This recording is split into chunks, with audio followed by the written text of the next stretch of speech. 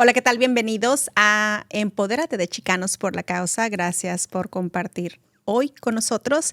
And Valeria, how's your day been so far? Pretty good. Obviously, it's the morning, so we're just getting the day started. But I know yesterday felt very much like a Monday, even though it was not Monday. So the week, like it's going slowly, and then we're going to start kind of ramping up and being busy with a bunch of events. We do have a lot of events this week as we're recording this early fall as well for Chicanos. And in Arizona also, where I don't think I'm wearing a sweater, but... I will be sweating pretty soon. But it's like I have sweaters and it's just, I want the cold weather to get here pretty soon. Yeah, that's what everybody says. And I don't really like the cold weather, but like at least like a little like taste of it. A little would be bit. Nice. That's why we're in Arizona, for just a little taste. So Empoderate, we create this space to be able to share our own stories and learn from everyday leaders that many times we have no idea the talent that we have within our own communities. And I am so excited about this particular leader just because also his background and the specialty, it's so mind-boggling for me. So I can't wait to get to know him more. Yes, well, no further ado, I'll introduce Humberto Ortega, your air traffic control specialist. How are you? I'm doing well. How are you? Traffic control. Yeah. How fun is that, Humberto? It depends on the day, but no, it's an amazing job. I love it. I love what I do. That's awesome. Yeah. So tell us, where did you grow up? We're talking about the everyday leaders, community leaders that are surrounding our offices and communities. And so you were born and raised in Arizona? Born and raised in Arizona, born at Maricopa Hospital. And we grew up in like right off 60th and McDowell. So we're in the valley, and then we kind of moved around a lot. But we've always been here in Phoenix. And I was here until I was about like 19, joined the Air Force. I did about 7 years, and then we're finally back. So we're happy to be here. Yeah. That's awesome. And so your parents are from Jalisco and Chihuahua? Almost. Yeah, my mom is from Chihuahua, a little town, Ascension. And then my dad's from right outside of Zapopan in Guadalajara. En Guadalajara. Yeah. Oh, So, that's awesome. Well, entonces tienes como el centro de México y el norte de México. Yeah. So really good food, for sure. Yeah. All the time. Did you get to visit during the holidays? We spent a lot of our summers as kids going to Chihuahua, and then obviously we didn't get to go to Guadalajara as much just because it's further, and just making that drive is never easy. But we got to go a couple times as kids, and I haven't been back since I've obviously been an adult, but we do plan to go back next year.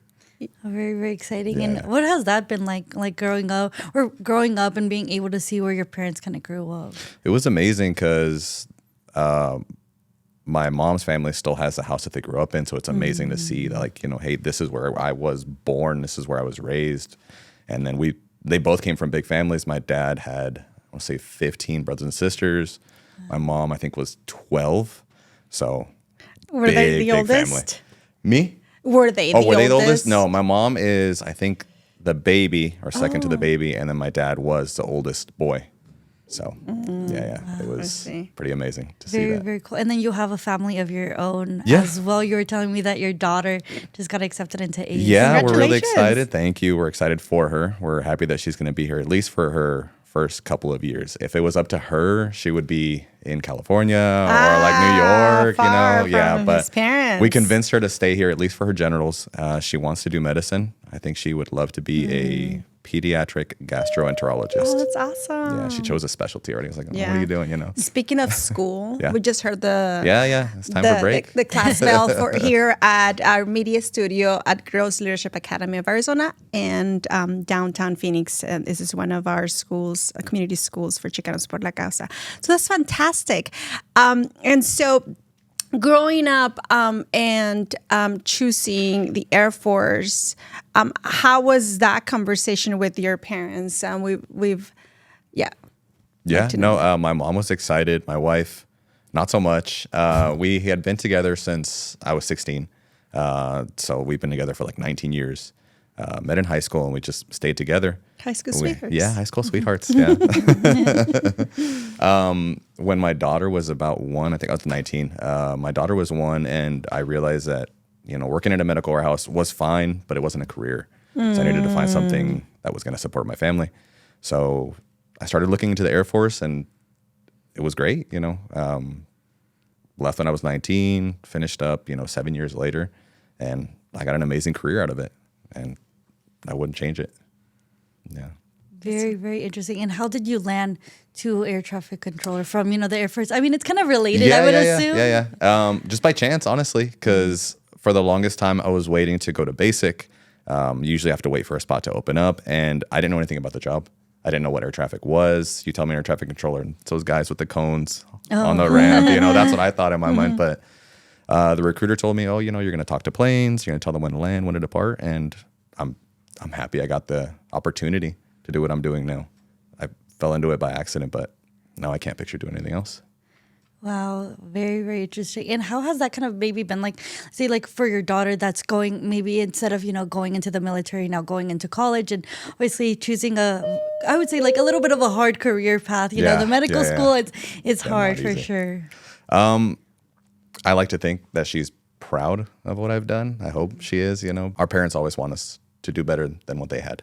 Both of my parents came and they both worked with their hands. My mom, when they came here, she was a seamstress at a furniture warehouse, and my dad was a carpenter.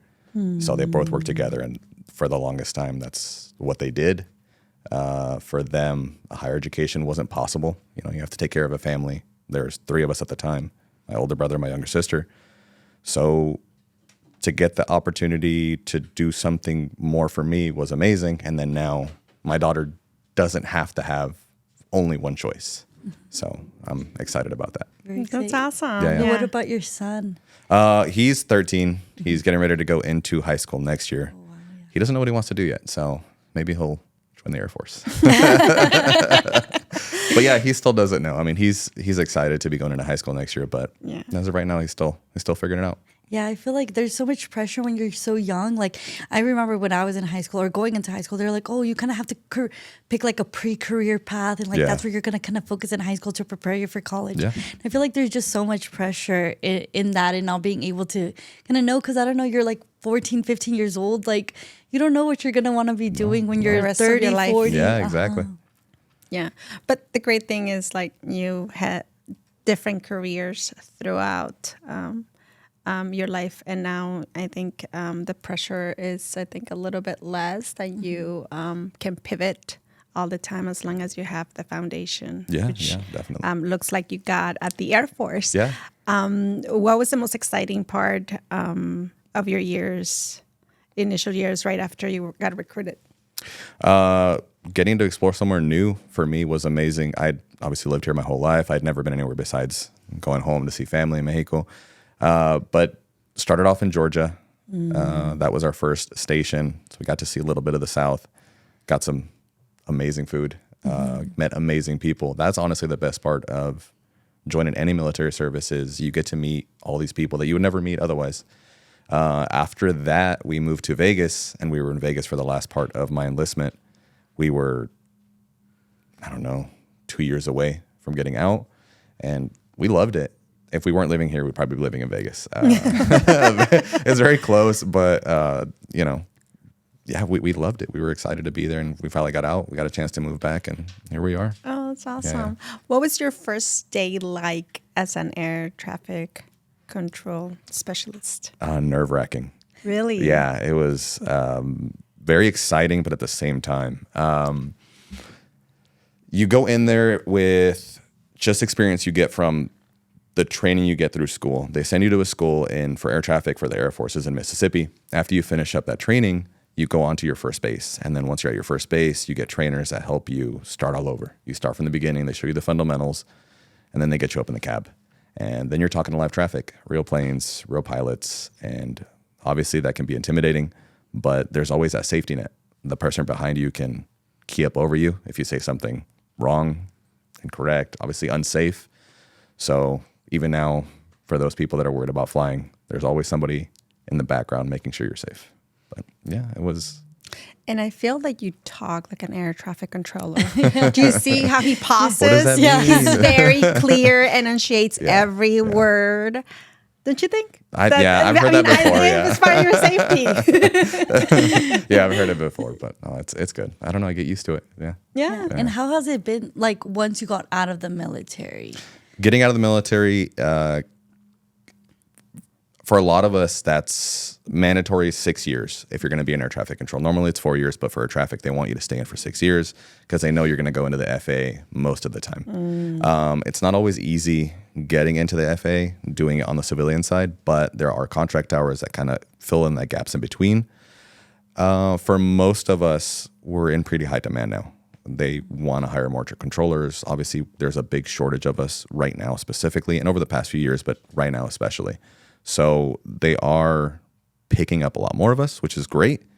But yeah, the first 6 months to a year getting out of the military is, terrifying. You don't know what you're going to do. You don't know what you're going to fall back on. Am I going to go back to the medical warehouse I was working at as a teenager, But no, I got really lucky.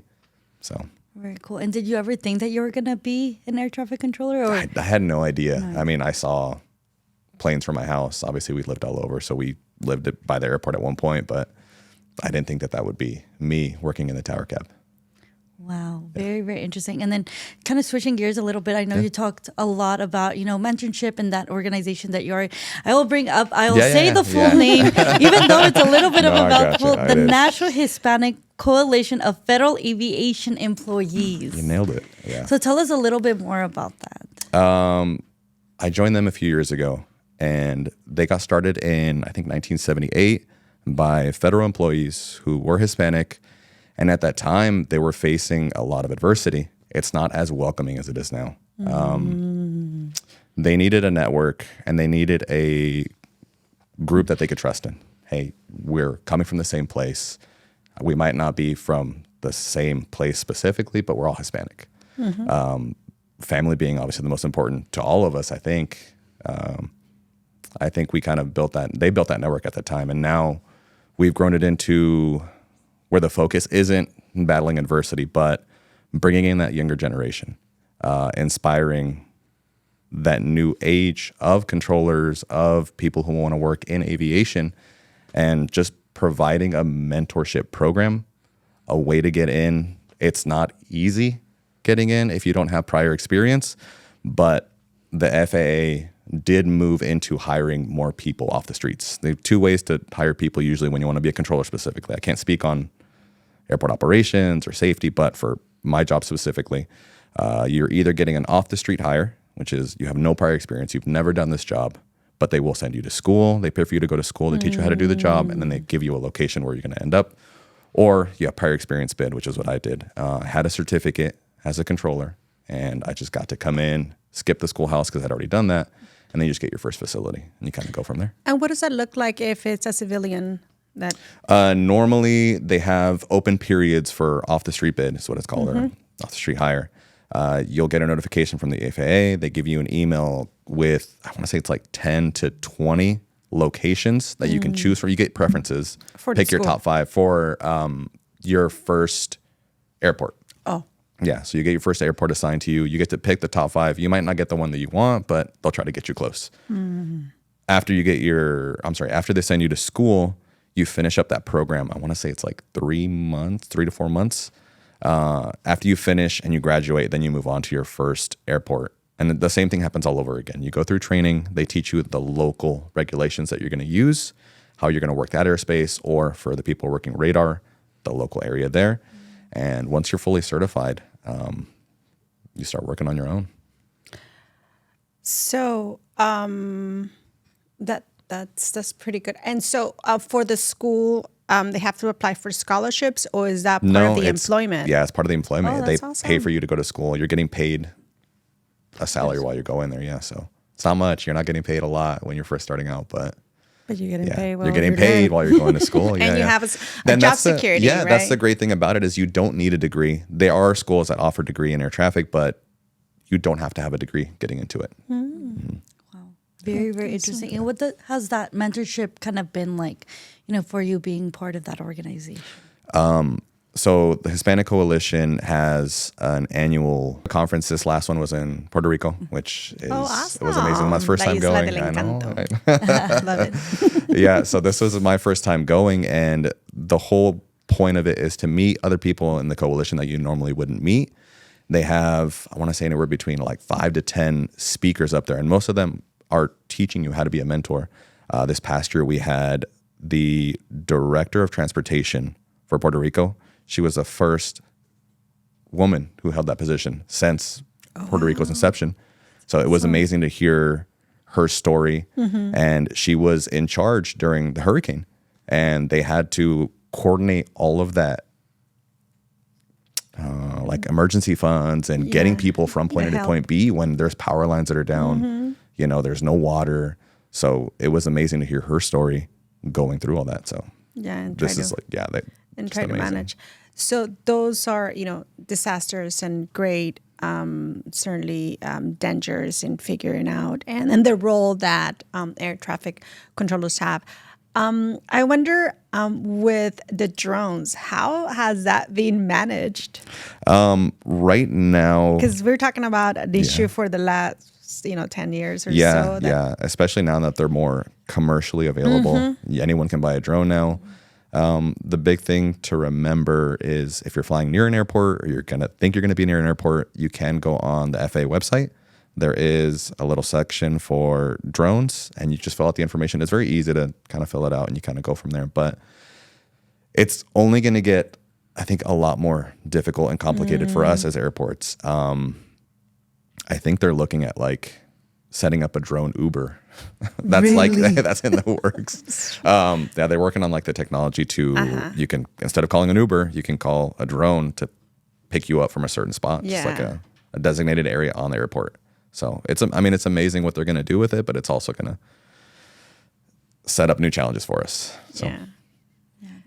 I have two questions I have to ask. Yeah, please. One is, how does it work when you have presidential visits? And what does that look like for you guys? Yeah. At least I know in Phoenix, there is like a separate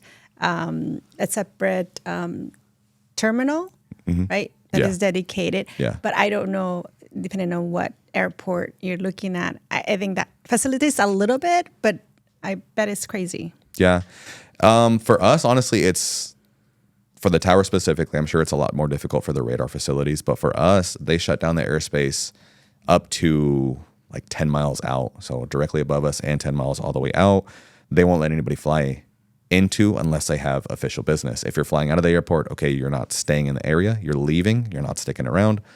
I was working at Gateway, I think when the president came in, and we had Secret Service up in the cab. They kind of like making sure we're not doing anything crazy. They're making sure nobody's flying into the airspace that we don't know about while they're flying anywhere with the president. We have comms open with every airport that's nearby, so we can talk to anyone in the area. But it's not as difficult for us as you might think. It's just difficult for the pilots in the area trying to leave or come in and out. So that's all you do is shut it down. Yeah, exactly. Everybody stays out. Nobody's coming in or out. Yeah, so that's good for us. Awesome. And my second question is, where are the top 3 airports? Where are your favorite top 3 airports? Not only to work, but also to travel for us listening and watching. I know a lot of people don't like it, but Atlanta Airport was really amazing. Really? I traveled through there. We flew through there, and I liked it. I enjoyed it. Sky Harbor obviously is, for me, where I would like to end up. I would love to be working at Sky Harbor Tower. And the third one, probably JFK. When we flew into, we just live in New York, so we love going back and forth. But yeah, JFK is amazing. Yeah. Very, very cool. I haven't had a lot of airport experiences, but I love traveling. So I will say that the last time, I think the last flight I took was when I went to Dallas. I went on a Spirit flight, and everything they say about Spirit is true. But it is okay because it was an $85 round trip ticket. And would I do it again? I will be doing it again next week, going to Seattle. So if I'm not here at work, you know where I'm at. Waiting, stuck in Seattle. You save on the flight, you get more money for everything fun out there. That's what I'm saying. You got to stretch your dollar and stuff as much as you can. Yeah. And it's just gonna be a real quick 24-hour trip. Your young ones, you sleep when you're dead. It'll be fine. Sleep later. That's so funny. So, for your job, what is it that why do you love it so much? I think the impact we have on people's lives goes just past traveling from point A to point B. For those 5 minutes or 50 minutes that I have you in my airspace, I'm responsible for your safety. And I think a lot of people don't realize how much we take that into account. You don't really think about the people that you kind of meet in the background of your daily life. You know, you don't think about the person who's working at the gas station or whatever. But for us, that's the first thing we think about. It's not just a passenger on a flight. That's somebody's mom, somebody's dad, son, whatever. So we don't take that lightly. And I'm always very proud to say that, you know, I helped hopefully keep somebody safe today. That's awesome. And your culture and background, and certainly as being part of an association that supports that, it's part of what you do. But how does that play into when you recruit or when you share your role as an air traffic controller? What role does your culture play into your job? Family first, obviously, has been, I think, what we get instilled in from an early age. You don't go anywhere without your family. So I like to think that I carry that into my job. Everything that I do is for my family. And I hope that, like I said, while you're with me, I got you home safely to your family. And I mean, it's just, that's the biggest thing, honestly. So. Very inspiring. It is. And so what is maybe like a piece of advice that you'd hope to give somebody else, or, you know, to your younger self before maybe you would join the Air Force? For someone who, if I see somebody who was in my position, my parents didn't have a lot of money. I couldn't afford to go to school. I didn't have the grades for a scholarship. So I ended up going to the Air Force. But now that's not something that you have to do. For the young listeners out there, for your nieces, your nephews, your son, your daughter who doesn't know what they want to do, hopefully you can point them in the right direction. I like to think that the Hispanic Coalition can help a lot of this younger generation get in. We do have like an 8-week mentorship program.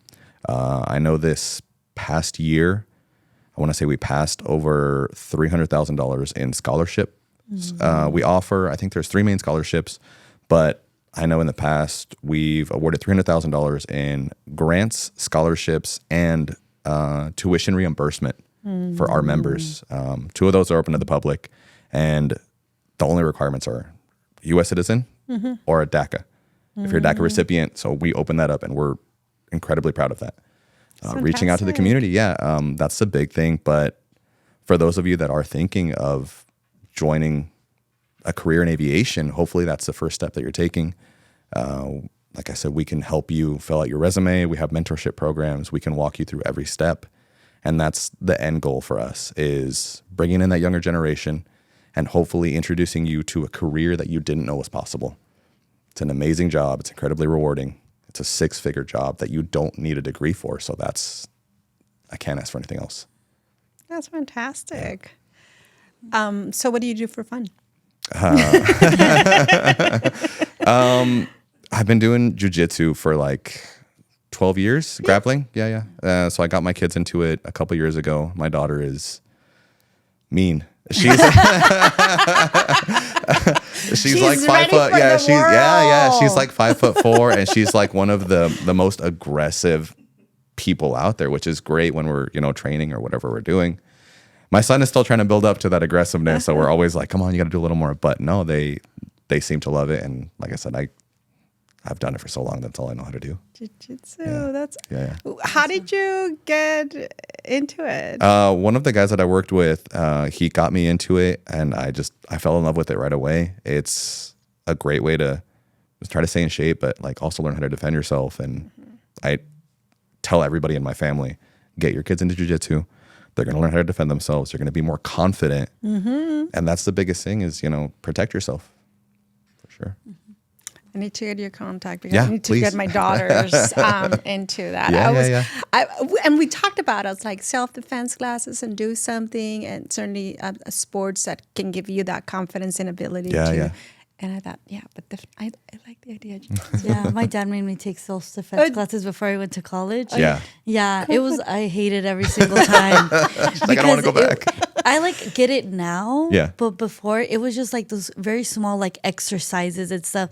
You're like, what is this gonna help me with? Like, there was one that's like it was like a weight and there was like a tube and you had to like roll it. You had to like roll up the little weight and then like roll it back down. I guess it's like strength. Yeah. And then I learned too that like when somebody like grabs you, like grab it from like right here because this is like the weak point instead of like right here. When somebody grabs you. So I was like, I learned something. It's still in there, Yeah. No, I'm pretty sure if my dad watches this, it'd be like, you didn't learn anything, but it's okay. Sí, papá de Valeria se aprendió. Thank you.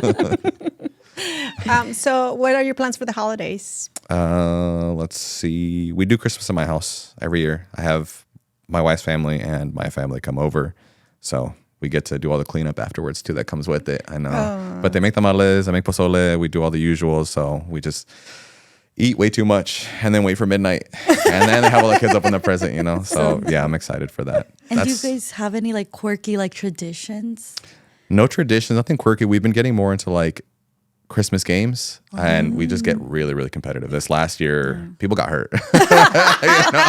They're running into tables and yeah, it was good though, but it's fun. It's always fun every year. I've heard the stories like that from Veronica, who's listening right now. Her and her family are very competitive with their games. Yeah.